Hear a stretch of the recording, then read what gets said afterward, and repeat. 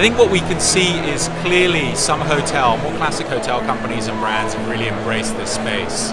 And if you take an example such as Accor with Adagio, they've introduced different tiers of product in the apart hotel space. They've developed very quickly and very fast across many markets. And at the same time, you have other players, even Marriott, for example, which has great presence in the US with Residence Inn, and they've launched product in Europe, of which I was proud to be part of, and yet the momentum behind the brands is not what you'd expect it to be. It's starting to take off. There is a great opportunity there. I think the product needs to be advanced and fine-tuned, but there's definitely a need for it. And what's fascinating is that the more traditional service department players, if you take the likes of Bridge Street and also Seiko to a certain extent, they're now introducing their own concepts, innovative, fresh concepts, direct into the apart hotel space because they see the opportunity. And that for me is fascinating. So you've got big players who get the space launching these products, and you've arguably got the more incumbent hotel companies who've maybe been a bit slower to embrace this market opportunity.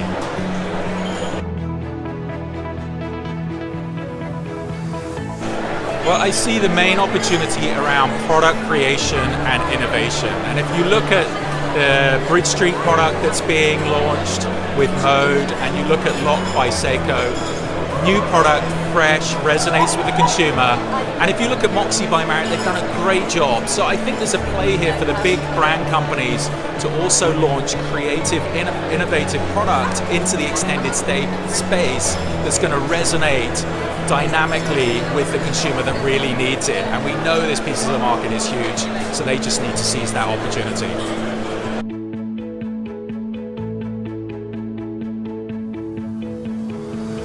So we opened on October 21st, and between October 21st and February we had a target of 1.2 million in revenue. At the end of February we checked the numbers and we hit approximately 1.6 million, so 400,000 over target, which, as you know, anywhere over target within the hotel industry is always a rarity. It's been quite exciting. Our occupancy, we modeled for approximately 70% occupancy, or 65% occupancy. We're currently in the 80s, and we've realized that we've delivered something that seems to have resonated with an interesting market. What's most interesting about what's happening is the following: is that a lot of the hotel industry is talking about catering to what they call the millennial market. But what we've discovered is that the 23-year-old person who's just created a startup in Shoreditch has actually a lot more in common with the 46-year-old executive that works for Google than he does the 23-year-old that works in Coventry, as an example, for a manufacturing company. And what we've realized is that from our perspective, it actually isn't about the millennial. It's about what we've discovered as the modern urban traveler. People that work within the tech industry, within the creative industry, within fashion. And this demographic has a certain set of needs that currently isn't being tended to. They've been exposed to Airbnb, they've been exposed to lifestyle concepts such as Ace and Hoxton, and they've been exposed to co-working, creative co-working concepts like WeWork. And at the end of the day, what they want is they want a concept that merges the best of the three. And I wouldn't say by accident, but really at the end of the day, what is resonating with that demographic is that Lock is in essence an attempt to be the best of the three. So as such,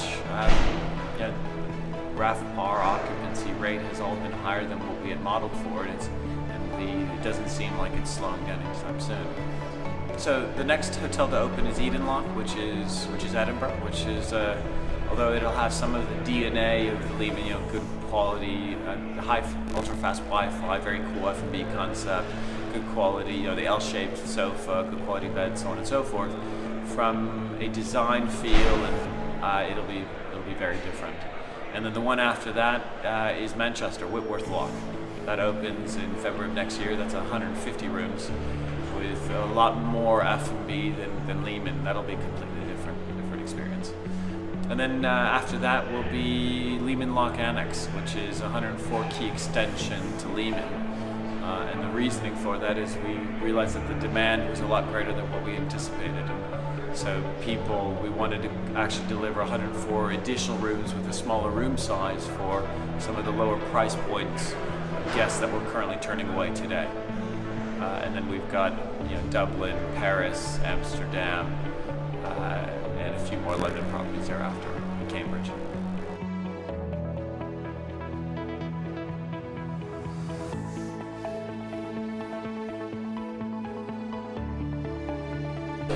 Well, first of all, they're not competing with each other.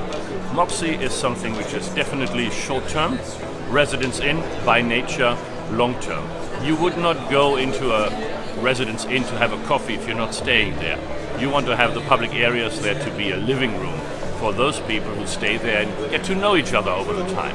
With Moxie, it's a different kind of socializing. It's at the bar, it's at this hub which they have. And therefore, from a marketing point, they complement each other. From a branding point, they also, because Moxie, not everybody knows Moxie is a Marriott brand, but Residence Inn is actually endorsed by the Marriott name, Residence Inn by Marriott. So whilst you haven't got too many efficiencies in the back of house, other than both systems are lean in terms of manpower, but you can't necessarily interchange all the staff because you have a special kind of staff at Moxie. You still have a lot of benefits from being together. Also, from an investment point, a lot of budget hotels have the problem that the investment community wants big tickets. They want 40, 50 million euro or pound investments. And with a dual brand, you can actually come to this figure, and you don't have to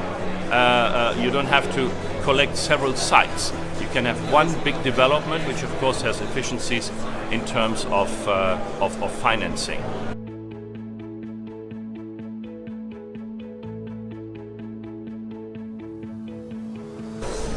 It has been really great. Actually, it's quite fun and interesting to see that even though we are a small company now with 500 units only, we are well received here on the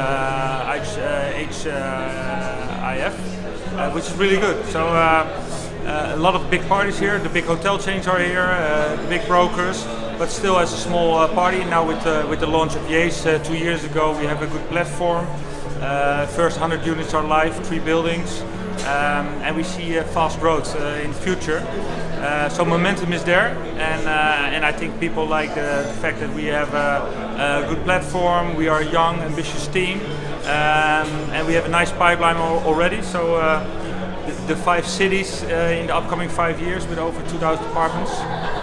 What our ambition is, that something that we will target.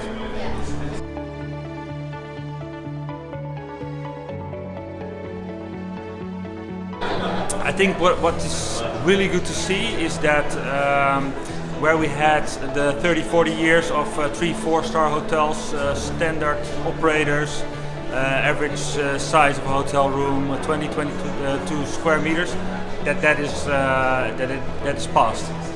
So people want to have new concepts, new operators.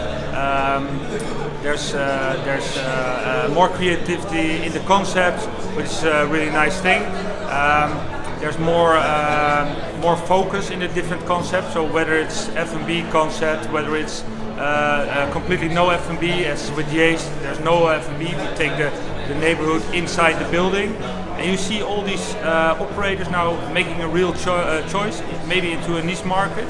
But at the end of the day, the concepts are getting better and better. So that's a good trend, I think.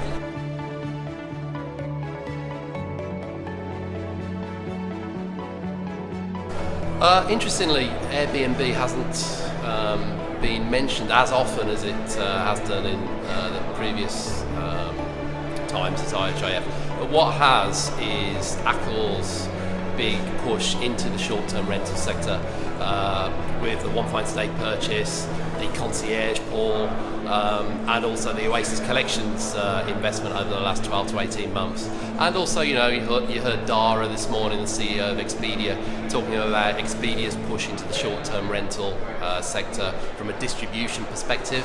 A lot of talk about consolidation in the space, and also how short-term rental is going to become its own new category, ultimately to drive travellers' needs, wants, etc. Alongside hotels, Bazan talked about, catching the traveller at every step within his journey. So if the traveller stays in an Accor hotel, let's give them the option next time as they move on to stay in a short-term rental. So he really wants to, Accor's strategy really is to be at every travel point.